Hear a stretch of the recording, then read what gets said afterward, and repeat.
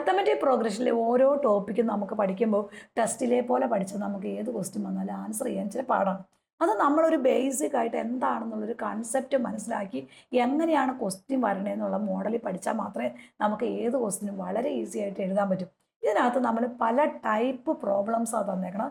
ഓരോ ടൈപ്പിലെ പ്രോബ്ലംസ് നിങ്ങൾ പഠിക്കുമ്പോൾ അത് നന്നായിട്ട് മനസ്സിലാക്കി പഠിച്ചു പോവുക. അപ്പോൾ അങ്ങോട്ട് ഓരോ ടൈപ്പ് ചെല്ലും തോറും ലാസ്റ്റ് ഏത് ടൈപ്പിൽ എങ്ങനെ ക്വസ്റ്റ്യൻ തിരിച്ചും മറിച്ചും ചോദിച്ചാലും നിങ്ങൾക്ക് വളരെ ഈസി ആയിട്ട് ആൻസർ എഴുതാൻ പറ്റും.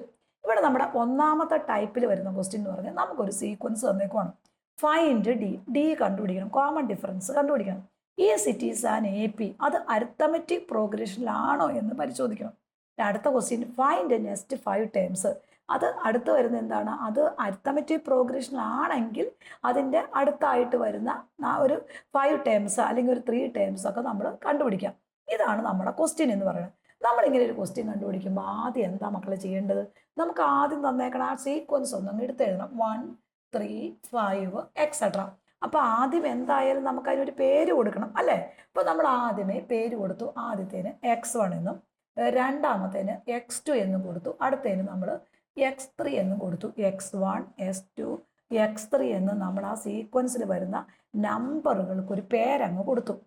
ഇനി നമ്മൾ അടുത്ത സ്റ്റെപ്പ് എന്താണ്? കോമൺ ഡിഫറൻസ് കണ്ടുപിടിക്കാൻ. പേര് കൊടുത്താൽ അപ്പോൾ നമുക്ക് കോമൺ ഡിഫറൻസ് കണ്ടുപിടിക്കാം. കോമൺ ഡിഫറൻസ് എന്ന് പറഞ്ഞാൽ എന്താണ്? നമ്മൾ ഏത് നമ്പറാണോ സെയിം നമ്പർ ആഡ് ചെയ്തു പോകുന്നത്, അതായത് സ്റ്റാർട്ടിങ് നമ്പറിനോട് റിപ്പീറ്റ് ആയിട്ട് ആഡ് ചെയ്ത് പോകുന്ന ആ ഫിക്സഡ് നമ്പറിനെയാണ് നമ്മൾ കോമൺ ഡിഫറൻസ് എന്ന് പറഞ്ഞത് അല്ലേ? എങ്ങനെയാണ് അത് കണ്ടുപിടിക്കുന്നത്? ഇപ്പോൾ ഏതാണോ നമ്പർ വരുന്നത് അതിൻ്റെ തൊട്ട് പിറകിലുള്ള നമ്പറുകൾ തമ്മിലുള്ള ഡിഫറൻസ് ആണ്. അതായത് S2 മൈനസ് X1 ആണ് നമ്മുടെ common difference. S2 minus X1 എന്ന് പറയുമ്പോൾ എന്ത് വരും? 3 മൈനസ് 1 വരും. അപ്പോൾ ആൻസർ ഈസ് 2 വരും. അപ്പോൾ ഫസ്റ്റ് ഇട്ട് നമ്മൾ കോമൺ ഡിഫറൻസ് D കിട്ടിക്കഴിഞ്ഞു. ഇനി നമുക്ക് നോക്കാം D ആഡ് ചെയ്താണോ പോയേക്കണേന്ന് നോക്കിയാൽ അത് AP-യിലാണോ എന്ന് മനസ്സിലാവും. ഇപ്പോൾ ശരിക്കും പറഞ്ഞാൽ ഇവിടെ 1-നോട് 2 ആഡ് ചെയ്ത് 3, 3-നോട് 2 ആഡ് ചെയ്ത് 5 കറക്റ്റ് ആഡ് ചെയ്ത് തന്നെയാണ് പോയേക്കണേ. പക്ഷേ ചുമ്മാ എഴുതിയാൽ നമുക്ക് മാർക്ക് കിട്ടില്ല. അപ്പോൾ നമ്മുടെ ഒന്നാമത്തെ ക്വസ്റ്റ്യൻ്റെ ആൻസറായി ശരിക്കും എന്താണ്? A പാർട്ട് ക്വസ്റ്റ്യൻ്റെ ആൻസറായി. ഇനി B പാർട്ടിനകത്ത് നമ്മൾ എന്താ ചോദിച്ചേക്കണേ? ഈ സിറ്റീസ് ആൻഡ് AP ഇത് അരിത്തമെറ്റിക് പ്രോഗ്രഷനിലാണോ എന്ന് പ്രൂവ് ചെയ്യണം. അപ്പോൾ നമ്മൾ ഒരു D ഓൾറെഡി നമ്മളിവിടെ കണ്ടുപിടിച്ച് വെച്ചിട്ടുണ്ട് 2. ഇത് എന്തായിരിക്കും നമ്മൾ പഠിച്ചത്? എന്താ? അനദർ D യോടെ കണ്ടുപിടിക്കണം. X3 മൈനസ് X2 ഓടെ കണ്ടുപിടിക്കണം. അതായത് ഈ S3-യിൽ നിന്ന് S2 കുറയ്ക്കണം. അപ്പോൾ 5 മൈനസ് 3 എത്രയായി? 3 ആയി. അപ്പോൾ ആൻസർ 2. നോക്കിക്കേ, D എന്ന് പറഞ്ഞാൽ S3 മൈനസ് S2. ഇവിടെ നമ്മൾ കണ്ടുപിടിച്ചേക്കണം S2 മൈനസ് X1 സെയിം ആണ് അല്ലേ? അപ്പോൾ നമ്മളിതൊന്ന് എഴുതും. D equal to S3 minus S2 equal to S2 minus X1. പിന്നെ അതേ നമ്പർ ആഡ് ചെയ്ത് നമ്മൾ അങ്ങ് പോയേക്കണത് അല്ലേ? സെയിം നമ്പർ ആഡ് ചെയ്ത് പോയി കഴിഞ്ഞാൽ നമുക്ക് AP ആയി. അപ്പോൾ ഇതെന്താണ്? നമ്മളെ ഇവിടെ കിട്ടിയ S2-ൽ നിന്ന് X1 കുറച്ചിട്ടും X3-യിൽ നിന്ന് S2 കുറച്ചതും സെയിം നമ്പറാണ് കിട്ടിയേക്കണത്. അപ്പോൾ ദെയർഫോർ എന്താണ്? It is an AP. അത് എന്താണെന്ന് പറയാൻ പറ്റും? അരിത്തമെറ്റിക് പ്രോഗ്രഷനിലാണ്. അതിന് കാരണം എന്താണ്? It is a common difference D equal to 2. അതിനകത്തൊരു കോമൺ ഡിഫറൻസ് D ഉണ്ട്. അത് 2 ആയതുകൊണ്ട്, കാരണം ഇതാണ്, ദെയർഫോർ D 2 ആയതുകൊണ്ട് നമുക്ക് അത് അരിത്തമെറ്റിക്കൽ പ്രോഗ്രഷനിലാണെന്ന് പറയാൻ പറ്റും. ഓക്കെ. ഇനി നമ്മുടെ മൂന്നാമത്തെ C പാർട്ട് ക്വസ്റ്റ്യൻ എന്താ? It is an AP. Find next 5 ടേമാണ് ചോദിച്ചേക്കണേ. അപ്പോൾ നമ്മൾ സീക്വൻസ് എഴുതി 1 3 5. എന്ത് ചെയ്താൽ മതി? ചുമ്മാ കൂട്ടിപ്പോയാൽ പോരെ? അടുത്ത ഇതിനോട് കൂട്ടണം. 5-നോട് 2 കൂട്ടിയ 7, 7-നോട് 2 കൂട്ടിയ 9, 9-നോട് 2 കൂട്ടിയ 11, 11-നോട് 2 കൂട്ടിയ 13, 13-നോട് 2 കൂട്ടിയ 15 എക്സെട്ര. നമുക്ക് എന്തോരം വേണമെങ്കിലും എഴുതാം. എപ്പോഴും AP എഴുതുമ്പോൾ ഇങ്ങനെ കുത്തിട്ട് കൊടുക്കണം. അതിന് കാരണം അങ്ങോട്ട് എന്തോരം നമ്പേഴ്സ് വേണമെങ്കിലും നമുക്ക് എഴുതാം എന്നുള്ളത് നമ്മൾ കാണിച്ചു കൊടുക്കണം. അപ്പോൾ ഇതേ നമ്മുടെ 3 ആൻസറായി. അപ്പോൾ നമ്മളൊരു ക്വസ്റ്റ്യൻ കിട്ടിക്കഴിഞ്ഞാൽ അത് ഫസ്റ്റ് 1 ക്വസ്റ്റ്യൻ കോമൺ ഡിഫറൻസ് കണ്ടുപിടിക്കുക. അത് AP-യിലാണോ എന്നാണ് ഒരു ഫസ്റ്റ് ടൈപ്പിൽ ക്വസ്റ്റ്യൻ വരുന്നത്. അപ്പോൾ നമ്മൾ S2 minus X1 S3 minus S2 എടുക്കുക. അത് AP-യിലാണെന്ന് കണ്ടു കഴിഞ്ഞാൽ ആ കോമൺ ഡിഫറൻസ് കൂട്ടി അടുത്ത 5 ടേമാണെങ്കിൽ 5, 3 ആണെങ്കിൽ 3, 4 ടേമാണെങ്കിൽ കൂട്ടി എഴുതി കഴിയുമ്പോൾ നമുക്ക് 3 ആൻസർ ആവും. പരീക്ഷ എക്സാമിന് നമുക്ക് ഈ ഒരു മോഡലിലാണ് ക്വസ്റ്റ്യൻ വരുന്നത് കേട്ടോ. സെയിം ക്വസ്റ്റ്യൻ നമുക്ക് ഒരു എക്സാമ്പിളോട് നോക്കാം. 8, 10, 12 എക്സെട്ര.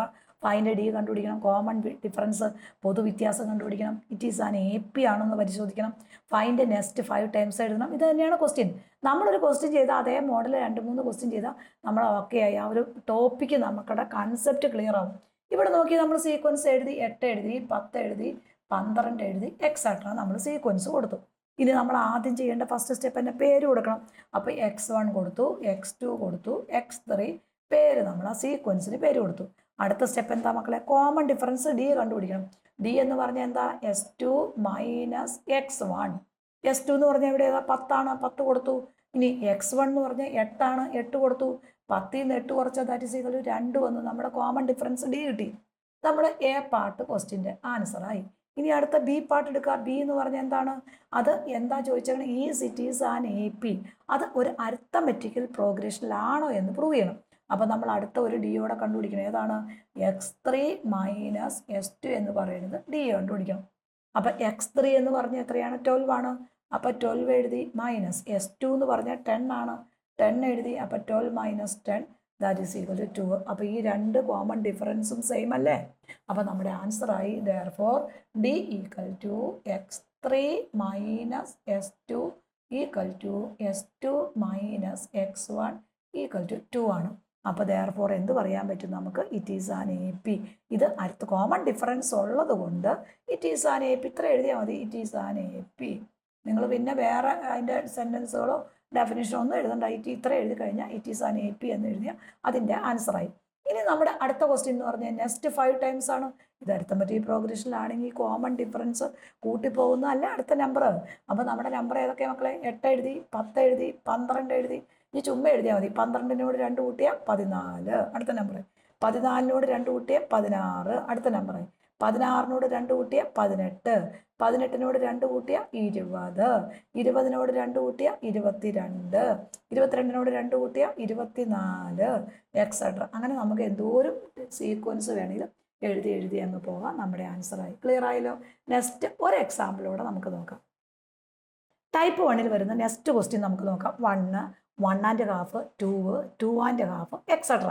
അപ്പോൾ നമ്മൾ ഏത് ക്വസ്റ്റ്യൻ കിട്ടിയാലും സീക്വൻസ് നമ്മൾ ഇന്നോടെ എടുത്താൽ 1 ആൻഡ് ഹാഫ്, അടുത്ത് 2 ആൻഡ് ഹാഫ് എക്സെട്ര നമ്മൾ ടേംസ് എഴുതി. ഇവിടെ നോക്കാം. നമ്മൾ ആദ്യം എന്താ ചെയ്യേണ്ട? പേര് കൊടുക്കണം അല്ലേ? ആദ്യത്തേന് x1 കൊടുത്തു, രണ്ടാമത്തേന് S2 കൊടുത്തു, അടുത്തതിന് x3 കൊടുത്തു, x4 കൊടുത്തു, എക്സെട്ര കൊടുത്തു.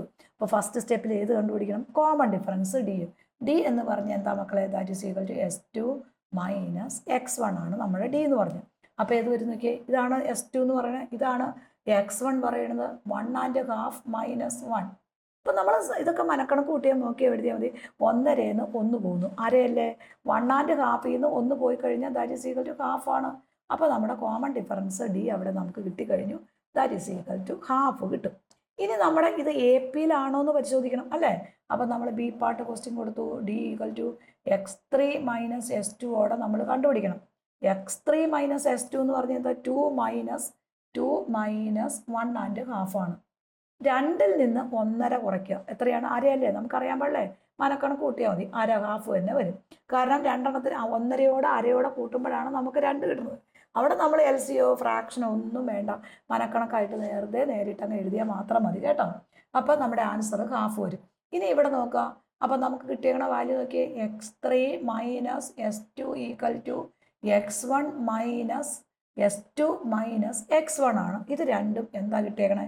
ഡി തന്നെയാണ്. അപ്പോൾ അത് AP-യിലല്ലേ? ദെയർഫോർ നമ്മൾ എന്ത് എഴുതി? It is an AP. It is an AP. Arithmetic പ്രോഗ്രഷനിലാണെന്നുള്ളത് കാര്യം എഴുതുക. വേറെ ഒന്നുമില്ല. വളരെ സിമ്പിളാണ്. ഏത് പ്രോബ്ലം വന്നാലും ഒരു കൺസെപ്റ്റ് ക്ലിയർ ആയല്ലോ. നമ്മൾ കോമൺ ഡിഫറൻസ് കണ്ടുപിടിക്കുക, S3 മൈനസ് S2 കണ്ടുപിടിക്കുക, S2 മൈനസ് x1 കണ്ടുപിടിക്കുക. ഇത് രണ്ടും ഈക്വൽ ആണോ എന്ന് ചോദിച്ചാൽ അത് അരിത്തമെറ്റിക് പ്രോഗ്രഷനിലാണെന്ന് കിട്ടി. ഇനി നമ്മൾ എന്തോടെ കണ്ടുപിടിക്കണം? നെക്സ്റ്റ് 5 ടൈം വളരെ ഈസി ആയിട്ട് എഴുതാം അല്ലേ? C part question. ആദ്യം കിട്ടിയത് 1 ആൻഡ് ഹാഫ്, പിന്നെ 2 ആൻഡ് ഹാഫ്. ചുമ്മാ എഴുതിപ്പോം, മനക്കണക്കൂട്ടി എഴുതിപ്പോം. അരയല്ലേ നമ്മുടെ ഇത് കിട്ടിയത്? അപ്പോൾ 2.5യോട് അര കൂട്ടി എത്രയായിരിക്കും? ദാറ്റ് ഈസ് ഈക്വൽ ടു 3 വരും. 3നോട് അര കൂട്ടി എത്രയായിരിക്കും? 3.5 വരും. 3.5യോട് അര കൂട്ടി എത്രയായിരിക്കും? 4 വരും. 4നോട് അര കൂട്ടി എത്രയായിരിക്കും? 4.5 വരും. 4.5യോട് അര കൂട്ടി എത്രയായിരിക്കും?